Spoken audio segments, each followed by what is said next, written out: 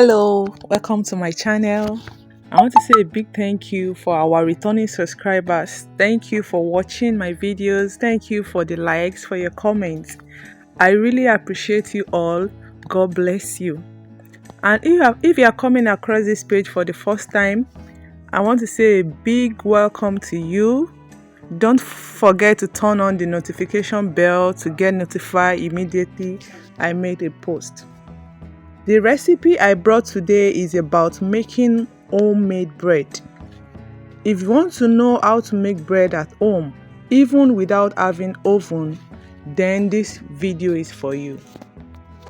And before I forget, we are now entitled for membership. Yippee! Please help us join our membership.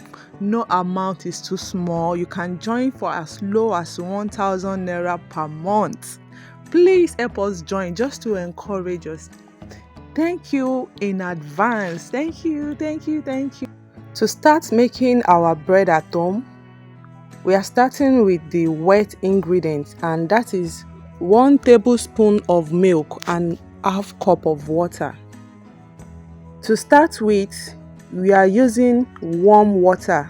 That is, the water is not too hot and is not too cold. So it has to be warm so that the yeast will be active.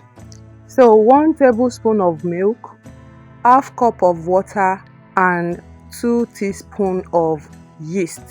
You are mixing everything together. After mixing together, you set it aside for the yeast to be active. After setting aside, then we will move on to our dry ingredients. So the recipe I use here is half Derica of flour, which is equivalent to 2 cups of flour, 2 tablespoons of sugar, and a pinch of salt. You also mix everything together. After that, we'll move on to our butter. We'll be using 2 tablespoons of melted butter. As you can see in the video, you melt your butter. After allowing the milk and yeast to rest for about 15 to 20 minutes, then you need to check for activeness of the yeast. To know if the yeast is still active, if you leave for 15 minutes, it will have some bubble likes on it. That is to show you that the yeast is still active. But after leaving for like 15 to 20 minutes, even 25-30 minutes, and the yeast is not active, then please, you cannot use that yeast because it's no longer active. After 20 minutes of leaving the milk to rest, then you add your melted butter and 1 egg. You mix them together and also mix them with the dry ingredient, that is the flour sugar mix. So you mix everything together and use your hand to mix them together. As you can see in this video, no kneading at all, just use your hand to mix it together. Just mix it together, make sure everything is well blended. After mixing everything together thoroughly, just add a little bit of groundnut oil. That is optional though, not compulsory, but you can add it for it to give you a shining this thing. After adding the groundnut oil, you cover your ingredients. You can cover with a towel, with a bowl, with clean film. You cover for 1 hour. So after 1 hour, your dough must have doubled in size. So after 1 hour, you use your hand to mix it together again so that all the all the foams in it will evaporate. So you mix it again. So you bring your pan out. You use butter to rub your pan, your baking pan. After that, it's time to prep our dough.